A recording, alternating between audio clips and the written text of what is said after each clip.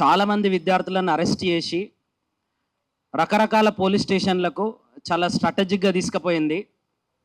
మీ తెలివితేటలు, మీ యొక్క నక్కజిత్తుల అలవాట్లన్నీ కూడా వేరే రాజకీయ పార్టీలను కుప్పగూల్చడానికో వాళ్ళ ఎమ్మెల్యేలను కొనడానికో వాడండి తప్ప విద్యార్థులను కష్టపెట్టడానికి, లేకపోతే కేసులు పెట్టడానికి, మమ్మల్ని భయపెట్టియడానికి మీరు మీ నక్కజిత్తుల తెలివి వాడొద్దు.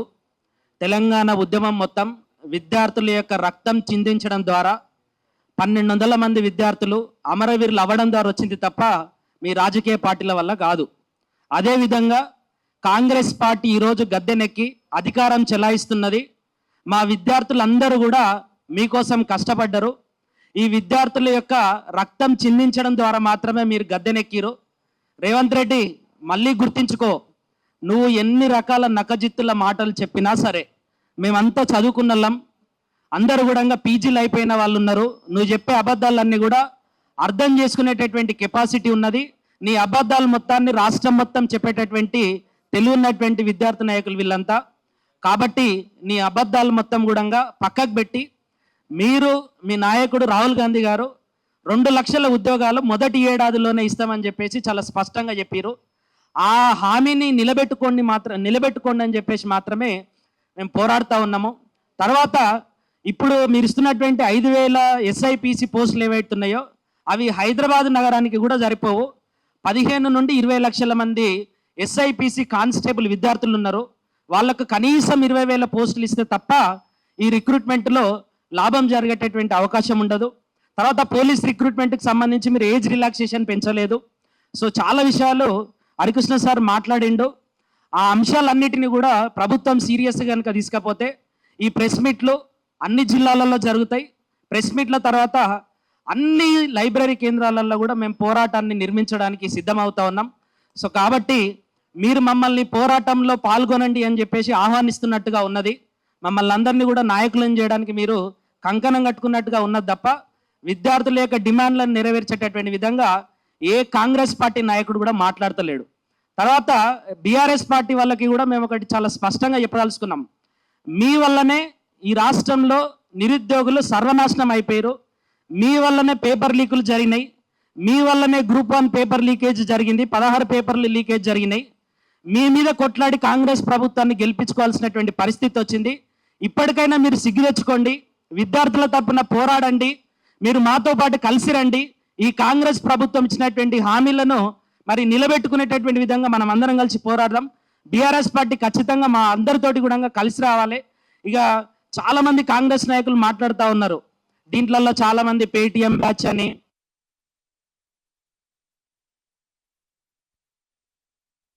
మాట్లాడుతున్నారు. మేమందరం కూడా తెలంగాణ తొత్తులము, తెలంగాణ ఆత్మగౌరవం కోసం కొట్లాడేటటువంటి విద్యార్థులం. మేము తెలంగాణలో మేము సాధించుకున్నటువంటి తెలంగాణలో మేము ఉద్యోగాలు సాధించుకోవాలని చెప్పేసి కంకణం కట్టుకున్నటువంటి విద్యార్థులం. కాబట్టి మీ ఊకదంపుడు అబద్ధాలకు బెదిరేటటువంటి ప్రసక్తి లేదు. మేమందరం కూడా క్యాంపస్లలో చదువుకొని డిగ్రీలు చేసి పీజీలు చేసి కేసులు పెట్టుకొని సైలెంట్గా కనీసం సమయం ఇస్తానన్నా మీరు నోటిఫికేషన్లు ఇస్తామని చెప్పేసి అనుకున్నాం. కానీ మీకు ఆ సిగ్గుశరం లేదు అని చెప్పేసి చాలా స్పష్టంగా అర్థమవుతుంది. ఇంకా సిగ్గు తప్పి విద్యార్థుల మీద కేసులు పెడుతురు. అట్లాంటి పిరికి పంద చర్యలు చేయకండి. మీకు నిజంగా దమ్ము ధైర్యం ఉంటే ఏ ప్రాంతంలో అయినా సరే మేము చర్చకు సిద్ధం, అందరం చర్చకు సిద్ధం. అందరూ మాట్లాడతారు. ఇక్కడ మీరు ఎన్ని ఉద్యోగాలు ఇచ్చిరు, ఎన్ని నోటిఫికేషన్లు వేసిరు, అసెంబ్లీలో మీరు ఇచ్చినటువంటి క్లారిటీ ఏంది?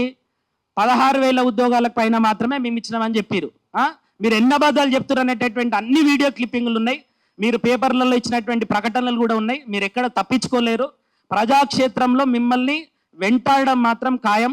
కాబట్టి మీరు ఏ రోజు కూడా అబద్ధాలు చెప్పడానికి ప్రయత్నం చేయకుండా, అణచివేయడానికి ప్రయత్నం చేయకుండా మీ హామీలను నెరవేర్చడానికి ప్రయత్నం చేయండి. మేము సార్ చెప్పిండు, అన్ని డిమాండ్లు కూడా చాలా స్పష్టంగా చెప్పిండు. ఆ డిమాండ్లన్నిటిని కూడా అతి త్వరలో నెరవేరుస్తారని చెప్పేసి మేము ఆశిస్తున్నాం. సో ఈ ప్రెస్ మీట్ పెట్టడానికి ప్రధానమైనటువంటి కారణం, నిన్న కనీసం ఆత్మీయ సమ్మేళనం అని పెట్టుకుంటే కూడా అక్కడ ఆత్మీయ సమ్మేళనం పెట్టుకోనియకుండా బెటాలియన్ను దించి 7-8 పోలీస్ వ్యాన్లను దించి ఒక సిఐ అయితే డైరెక్ట్ ఆ మీటింగ్ హాల్ డోర్ ముందల కూర్చొని ఏ వ్యక్తిని కూడా లోపలికి పోనీయకుండా అక్కడ వచ్చినటువంటి విద్యార్థులందరినీ కూడా అరెస్ట్ చేసి రకరకాల పోలీస్ స్టేషన్లకి తీసుకుపోవడం జరిగింది. సో అట్లాంటి చర్యలు చేయకూడదు, రెచ్చగొట్టకండి, మమ్మల్ని ఈ పోరాటంలోకి లాగకండి. మేము మళ్ళీ కూడా విజ్ఞప్తి చేస్తూ ఉన్నాం, మీరు ఇచ్చినటువంటి హామీలను నిలబెట్టుకోండి. ఎస్ఐపిసి 20,000 ఉద్యోగాలకు నోటిఫికేషన్ ఇవ్వండి, ఏజ్ రిలాక్సేషన్ పెంచండి. ఇంకా సారు చాలా విషయాలు మీతో మాట్లాడడం జరిగింది. అదే రకంగా మరి ఈ ప్రెస్ మీట్కి వచ్చినటువంటి అందరు ఉద్యమకారులకి కూడా ప్రత్యేకమైనటువంటి ధన్యవాదాలు పేరు పేరున. సో ఇక్కడ మరి ప్రత్యేకంగా వచ్చినటువంటి మన విఠలన్నకి కూడా తెలంగాణ ఉద్యమకారుడు, చాలా మీటింగ్లలో తెలంగాణ విద్యార్థుల తరపున పోరాటం చేసినటువంటి విఠలన్న కానీ, తెలంగాణ విద్యార్థి సేన శివ కానీ, జనార్దన్ కానీ, దామోదర్ కానీ, ప్రత్యూష కానీ, అండ్ బీఆర్ఎస్ ప్రభుత్వంలో మరి నిరాహార దీక్ష చేసి చావును కూడా లెక్క చేయకుండా మరి పోరాటం చేసినటువంటి మోతిలాల్ కానీ, అస్మా కానీ, ఝాన్సీ కానీ, మన బాలకోటి కానీ, ఇంకా చాలామంది ఉన్నారు, చాలామంది విద్యార్థులు ఉన్నారు. సో వాళ్ళందరికీ కూడా పేరు పేరున ధన్యవాదాలు. వీళ్ళందరూ కూడా పోరాటం చేసి వచ్చిన వాళ్ళు, బీఆర్ఎస్ ప్రభుత్వాన్ని కూడా బెదిరించి పోరాడి సావును కూడా లెక్క చేయకుండా మీకోసం కొట్లాడినటువంటి నాయకులు. వీళ్ళను మీరు ఆ పార్టీ ఈ పార్టీ అని మాట్లాడము. అప్పుడు వీళ్ళే కదా మరి మీకోసం పనిచేసింది, అప్పుడు పేడ్ ఆర్టిస్టులేనా మరి వీళ్ళు? బ్రదర్, గత ప్రభుత్వం పోవడానికి కారణమే వీళ్ళంతా. ఇప్పుడు సార్ ఏ పేర్లు అయితే చెప్పారో వీళ్ళంతా. మరి అప్పుడు పేడ్ ఆర్టిస్టులు కాని వాళ్ళు ఇప్పుడు పేడ్ ఆర్టిస్ట్ ఎట్లయితారు? సో వీళ్ళందరూ కూడా బీఆర్ఎస్ ప్రభుత్వంలో పోరాడిరు. బీఆర్ఎస్ ప్రభుత్వం రాకముందు కూడా బీఆర్ఎస్ ప్రభుత్వం నోటిఫికేషన్ వేసింది, లాస్ట్ ఇయర్లో వేసింది. అంతకుముందు 9 ఏళ్ళు కొట్లాడింది కూడా వీళ్ళే. మళ్ళా కూడా కొట్లాడతాం. తెలంగాణ బతికున్నన్ని రోజులు విద్యార్థి నాయకులు అందరూ కూడా ఉంటారు. మీ ఊకదంపుడు కేసులకు ఏం భయపడేది లేదు. మేము ఖచ్చితంగా రిప్లై ఇస్తాం, పోరాడతాం. కాబట్టి ఈ కార్యక్రమానికి విచ్చేసినటువంటి ప్రతి ఒక్కరికి కూడా ధన్యవాదాలు తెలుపుతూ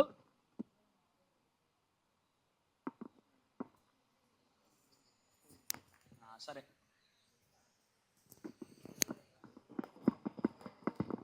తెలంగాణ నిరుద్యోగ సేన ఆధ్వర్యంలో ఈ ప్రెస్ మీట్కి వచ్చినటువంటి నిరుద్యోగ మిత్రులకు మరియు ఎలక్ట్రానిక్ మీడియా, ప్రింట్ మీడియా మిత్రులకు మరియు తెలంగాణ ఉద్యమకారులందరికీ ధన్యవాదాలు తెలియజేసుకుంటూ, ఈ తెలంగాణ నిరుద్యోగ సేన అనేది ఒక నిరుద్యోగ విషయాలే కాకుండా మరిన్ని సామాజిక విషయాలకు కూడా అందరం కలిసి ఫైట్ చేస్తామని చెప్పి ఈ సందర్భంగా తెలియజేస్తూ ఈ కార్యక్రమాన్ని ముగిస్తూ ఉన్నాం. థ్యాంక్ యూ అందరికీ.